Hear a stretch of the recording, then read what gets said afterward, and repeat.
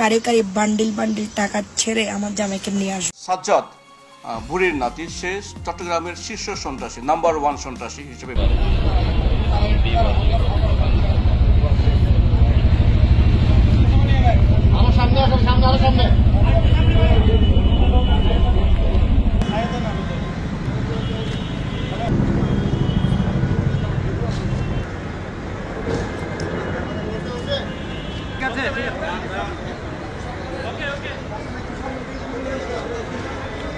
সামনে থেকে ঘুরে নিয়ে যান।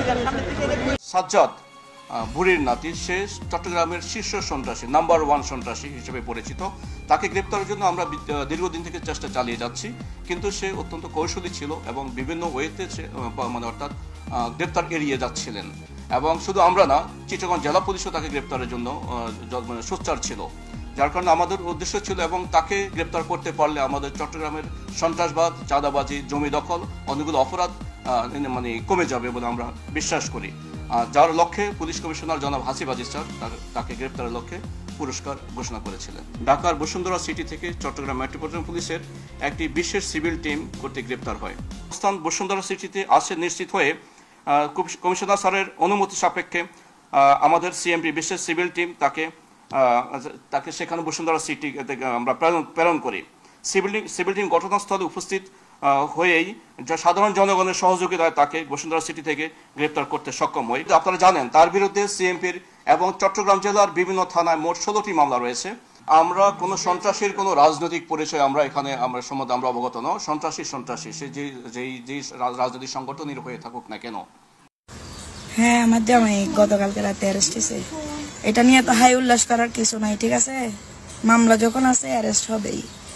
এগুলা নিয়ে এত টেনশন করে দুঃখ প্রকাশ করে কান্নাকাটি করার কিছুই নাই।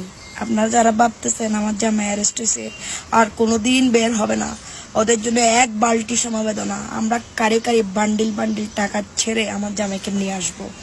আমার জামাই বীরের বেশে চলে আসবে এবং যারা এই ঘটনা ঘটাইছে তাদেরকে ছাড় দেওয়া হবে না, মাথায় রেখো। এতদিন আমরা পলাতক ছিলাম, এখন তোমরা পলাতক থাকার বেলা। এখন আমার জামাই আইনি প্রক্রিয়া শেষ করে আমার কাছে আসবে, তখন আমার খেলা শুরু হবে। খেলা মাত্র শুরু করছো তোমরা, শেষ করবো আমরা, ঠিক আছে? সবাই আমার জামাই যারা সাজ্জাতের যারা সাপোর্টার আছো, আমার জামাইয়ের জন্য দোয়া করবা যাতে 10-12 দিনের মধ্যে জামিন করে ফেলতে পারি, ঠিক আছে? ধন্যবাদ।